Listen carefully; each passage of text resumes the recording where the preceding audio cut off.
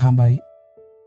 Muungano wa Tanganyika na Zanzibar kuundwa kwa Jamhuri ya Muungano wa Tanzania. Historia fupi. Habari zenu marafiki wenzangu wa Tanzania na kila mtu anayesikiliza popote ulimwenguni.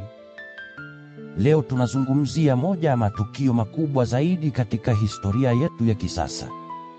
Ni hadithi ya jinsi mataifa mawili huru yalivyoungana kwa hiari, Bila vita, bila damu, na kuunda taifa moja lenye nguvu ambalo tunaliita leo Jamhuri ya Muungano wa Tanzania. Hii si hadithi ya kushindana au kulazimishana. ni hadithi ya viongozi wenye hekima walioona hatari iliyokuwa inakaribia na wakachagua umoja badala ya mgawanyiko. Ni mfano mzuri wa jinsi umoja unavyoweza kuokoa maisha na mustakabali wa watu wengi. Hebu tuanze kwa kuangalia hali ilivyokuwa kabla ya muungano. Tarehe 9 Desemba mwaka 1961, Tanganyika ilipata uhuru wake kamili kutoka kwa Waingereza. Wakati huo idadi ya wakazi wa Tanganyika ilikuwa karibu milioni 12. Mwalimu Julius Kambarage Nyerere alichaguliwa kuwa waziri mkuu na baadaye rais wa kwanza. Alikuwa na ndoto kubwa ya kujenga taifa lenye usawa, Elimu kwa wote na maendeleo ya kiuchumi bila kutegemea nje. Alikuwa akiongea mara kwa mara kwamba Afrika lazima iwe huru na yenye umoja ili isiangukie tena katika mtego wa ukoloni mpya. Upande wa pili wa bahari ya Hindi, visiwa vya Zanzibar vilikuwa bado chini ya utawala wa sultani. Tarehe 10 Desemba mwaka 1963, Zanzibar ilipata uhuru wake kutoka kwa Waingereza. Idadi ya wakazi ilikuwa karibu 350,000. Sultani Jamshid bin Abdullah alikuwa bado kiongozi.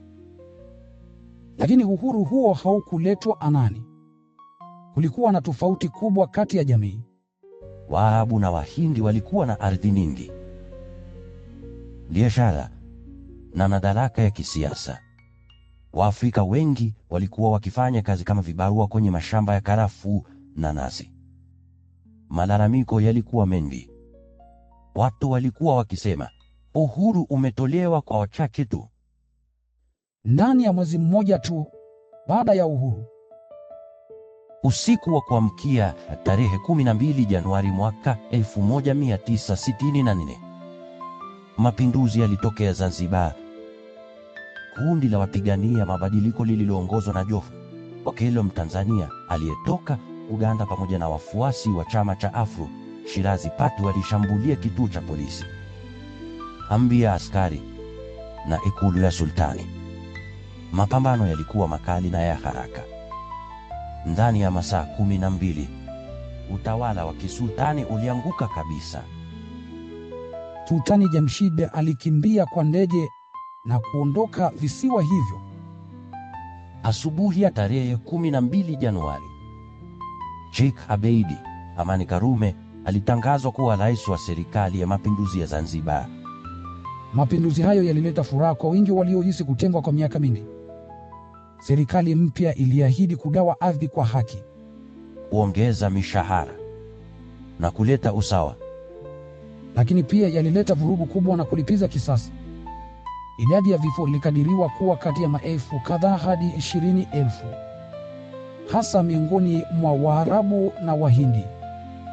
Maelfu walikimbia visiwa hivyo na kuhamia Oman, Saudi Arabia na nchi zingine. Habari za mapinduzi zilisambaa haraka na kuleta hofu katika eneo lote la Afrika Mashariki. Mwaka huo huo, Mwalimu Nyerere aliona hatari kubwa. Alijua kwamba visiwa vya Zanzibar vikiendelea peke yake vinaweza kuwa eneo la migogoro au hata kuanguka katika mtego wa nchi za nje kama Urusi au China au Magharibi. Alijua pia kwamba kama Zanzibar itaanguka katika mgogoro, Inaweza kuathiri usalama wa Tanganyika. Kwa hivyo alichukua hatua ya busara. Alimwandikia barua Sheikh Karume na kuanza mazungumzo ya siri. mazungumzo hayo yalifanyika kwa miezi 3 tu. Walikutana mara kadhaa katika maeneo ya siri. wakati mwingine baharini au katika visiwa vidogo. Walijadili mustakabali wa mataifa yao mawili, usalama, uchumi na jinsi ya kuzuia migogoro. Tarehe 22 Aprili mwaka 1964, makubaliano ya muungano yalitiwa saini. Siku 4 baadaye, tarehe 26 Aprili mwaka huo, muungano ulitangaza rasmi mbele ya ulimwengu. Tanganyika na Zanzibar ziliungana na kuunda Jamhuri ya Muungano wa Tanganyika na Zanzibar, ambayo baadaye ikaitwa Jamhuri ya Muungano wa Tanzania. Jina Tanzania lilitokana na herufi za mwanzo za Tanganyika na Zanzibar. Wakati huo, idadi ya wakazi wa muungano ilikuwa karibu milioni 12.5. Muungano huo ulikuwa wa kipekee sana barani Afrika. Ulikuwa muungano wa hiari kati ya mataifa mawili yaliyokuwa huru.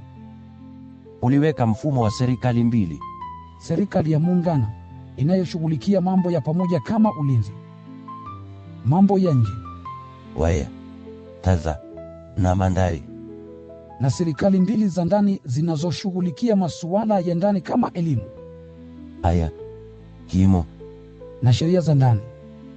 Mwalimu Nyerere alikuwa rais wa muungano na Sheikh Karume alikuwa makamu wa rais na rais wa Zanzibar.